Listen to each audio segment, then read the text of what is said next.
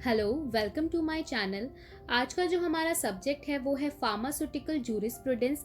आज मैं आपको कुछ शॉर्ट ट्रिक्स बताऊंगी जिससे आप शेड्यूल ऑफ ड्रग्स याद कर सकते हो। शेड्यूल ऑफ ड्रग्स एक काफ़ी ज़्यादा इंपॉर्टेंट टॉपिक है। ये इस टॉपिक में से आपको 3 to 4 क्वेश्चन देखने को मिल सकते हैं। आप जितने भी फार्मेसी रिलेटेड एग्जाम्स देखेंगे उनमें इस टॉपिक से काफ़ी ज़्यादा क्वेश्चन पूछे जाते हैं। इस वीडियो को मैंने 2 पार्ट में डिवाइड किया है ताकि आपको कोई कन्फ्यूजन क्रिएट ना हो। पहले पार्ट में मैं A to M शेड्यूल बताऊंगी और अगला पार्ट जो होगा हमारा उसमें N to Y शेड्यूल बताऊंगी। तो चलिए स्टार्ट करते हैं।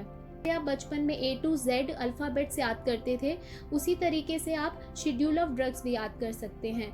तो सबसे पहला हमारा जो शेड्यूल है वो है ए फॉर एप्लीकेशन फॉर्म। अगर आपको अपने लाइसेंस को रिन्यू कराना है तो उसके लिए आपको एप्लीकेशन फॉर्म फिलअप करना पड़ता है। तो आप ऐसे याद कर सकते हो A for application form renewal of licence. इस तरह से आप याद कर सकते हो। शेड्यूल बी में रेट ऑफ फीस देते हैं किसी भी टेस्ट के लिए या फिर किसी भी एनालिसिस के लिए। अगर हम बात करें बी की तो बी में CDL और SDL इस फीस को पे करता है। CDL stands for central drug laboratory and SDL stands for state drug laboratory. अगर हम B1 की बात करें तो pharmacopoeial laboratory of Indian medicine इस फीस को पे करती है। तो आपको समझ आ चुका होगा कि B और B1 से क्या होता है। B और B1 में हमें रेट ऑफ फीस पे करनी होती है। अब हम बात करते हैं शेड्यूल C और C1 की। शेड्यूल C में बायोलॉजिकल्स आते हैं और स्पेशल प्रोडक्ट्स आते हैं, but in case of C1 इसमें अदर स्पेशल प्रोडक्ट्स आते हैं। शेड्यूल D में हमारी ड्रग्स एग्जेम्प्ट हो जाती हैं for certain provision of import.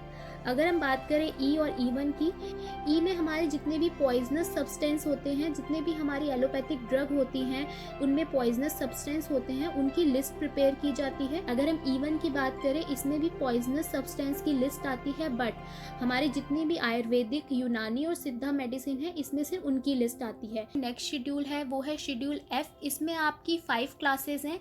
सबसे पहले हम F की बात करते हैं। जितने भी रेगुलेशन और स्टैंडर्ड्स होते हैं वो सारे शेड्यूल F और F1 में आते हैं। F में आता है जितने भी प्रोडक्ट्स होते हैं रिलेटेड टू ब्लड, वो सारे हमारे F में आएंगे, और जितने भी वैक्सीन से रिलेटेड प्रोडक्ट होते हैं वो हमारे F1 में आएंगे। मैं आपको एक ट्रिक बताती हूँ।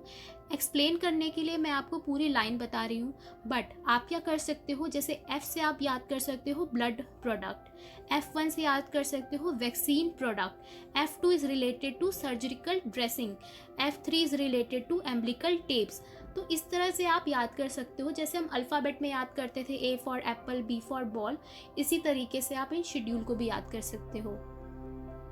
अब हम देखते हैं F2 हो गया आपका सर्जिकल ड्रेसिंग, F3 हो गया आपका regulation and standards of umbilical tapes. अगर हम F की बात करें इसमें जितनी भी रेगुलेशन और स्टैंडर्ड्स आते हैं वो ऑप्थेल्मिक प्रिपरेशन की होती है। Ophthalmic is related to eyes. यहाँ डबल F है तो मैंने आइज को रिप्रेजेंट किया है। इससे आप समझ सकते हो कि ophthalmic preparation is related to F। अब हम बात करते हैं नेक्स्ट शेड्यूल की। नेक्स्ट शेड्यूल है हमारा G।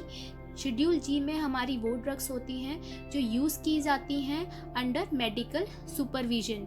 शेड्यूल H में आपकी वो ड्रग्स आती हैं जो रजिस्टर्ड मेडिकल प्रैक्टिशनर के द्वारा प्रिस्क्राइब की जाती हैं और मेडिकल शॉप से परचेज की जाती हैं। भी ड्रग्स हमारी प्रिस्क्राइब फॉर्म में होती हैं और प्रिस्क्रिप्शन पे लिखी जाती हैं, वो सारी ड्रग्स हमारी शेड्यूल H1 के अंदर आती है। अब हम बात करते हैं शेड्यूल J की।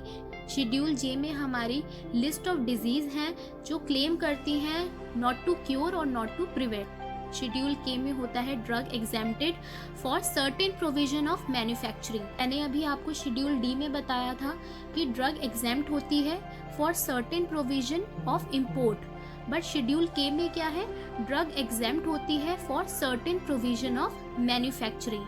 तो आप इन दोनों को रिलेट करके भी याद कर सकते हो। अब हम बात करते हैं शेड्यूल L और M की।